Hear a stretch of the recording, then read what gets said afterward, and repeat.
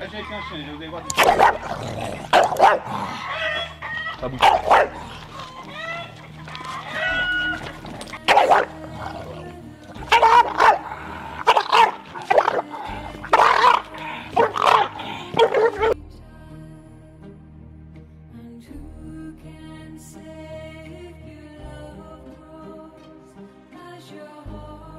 Une journée riche en émotions.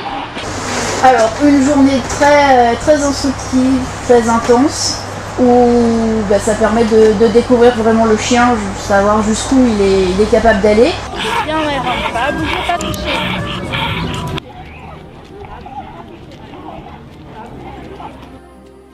Puis Myron, 1 an, a commencé à vouloir choper les doigts les personnes qui le caressaient lorsque nous l'emmenions en promenade et montrer de l'agressivité envers les personnes venant à la maison. Fin janvier 2019, j'en ai Myron en consultation, donc à l'école vétérinaire Maison Alfort.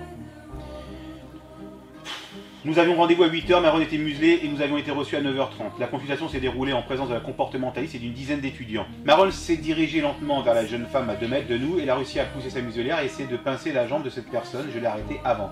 Bravo. La séance a consisté de m'expliquer ainsi qu'aux étudiants que le principe de meute n'existait pas chez le chien. N'importe quoi.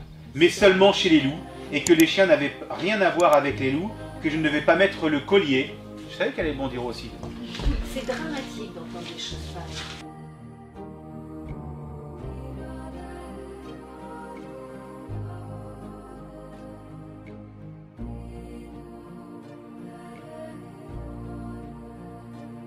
Alors, une journée très instructive, très intense, où ça permet de découvrir vraiment le chien, savoir jusqu'où il est capable d'aller.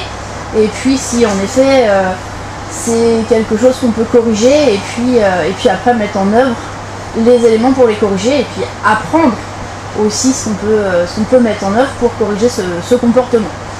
Une journée très intense, très dure aussi moralement, puisqu'il faut quand même passer par pas mal d'émotions pour tout comprendre, tout emmagasiner. Et puis c'est très fatigant, puisque finalement on travaille beaucoup sur toute la journée.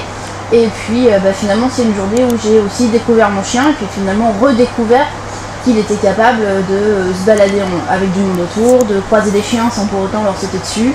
Et puis... Qui n'était pas possible à faire depuis combien de temps ça? Depuis au moins 3 ans.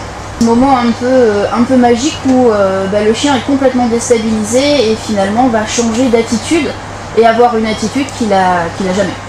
Donc ce qui est un côté très rassurant puisque au final le chien rencontre un leader qu'il a jamais croisé et on voit tout de suite le changement d'attitude du chien. Est-ce que tu as eu tes réponses à tes questions ou tes interrogations durant cette journée? Ouais, complètement, parce que mon interrogation c'était déjà de savoir jusqu'où il allait. Donc là, maintenant je sais. Et puis passer aussi ces a priori de me dire que mon chien est ultra agressif et qu'on peut en gros plus rien en faire. Et voir justement comment on peut finalement passer ça. Et il n'est pas ultra agressif et c'est pas irrémédiable. C'est ça, en fait non, le chien ne méritait pas d'être classé en quoi que ce soit. Et dès le départ, en fait, on aurait dû nous donner les clés pour pouvoir reprendre en main la situation, au lieu de nous dire qu'on ne savait pas faire et nous exposer des théories qui se contredisaient les unes les autres. Et au final, on n'avait aucune solution, alors qu'en fait, il suffisait de reprendre la main sur le chien et de lui expliquer clairement où était sa place à la maison. Découverte, libération et fierté. Mon impression première, c'est en effet d'avoir rencontré un vrai professionnel canin. Et jusqu'à présent, on s'était donné les moyens d'en rencontrer plusieurs, mais on n'en avait pas véritablement trouvé. Ça, c'est ma première impression. Ma deuxième impression, c'est en effet, comme l'a dit Céline, une journée riche en émotions. Et puis le côté, je dirais, transmission des valeurs du chien, mais aussi humaines en fait dans la journée, qui pour moi sont importantes et donc que j'ai apprécié dans l'élément.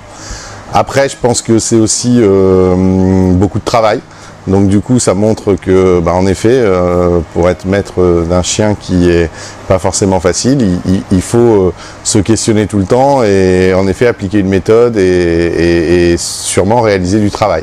Donc en fait, moi, mon questionnement, il est ensuite le travail qu'on va devoir réaliser et appliquer la méthode. Et ça, je sais par expérience que c'est toujours plus difficile, surtout quand on a eu affaire à un très bon professionnel qui, lui, l'applique sans se poser de questions. Est-ce que c'est compliqué chez moi?